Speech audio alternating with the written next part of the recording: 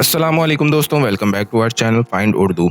Awakening awakening का मतलब है शऊर या बेदारी।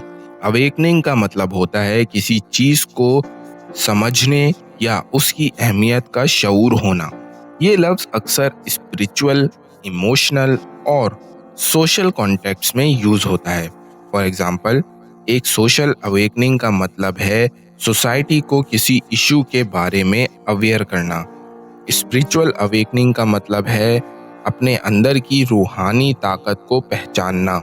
ये एक बहुत इम्पॉर्टेंट प्रोसेस है जो जिंदगी का नजरिया बदल सकता है। फॉर एग्जाम्पल, उसकी बुक ने एक स्पिरिचुअल अवेकनिंग का सबब बन गया। His book led to a spiritual awakening among readers. तो दोस्तों, अवेकनिंग का मतलब है शऊर या किसी चीज का बेदार होना।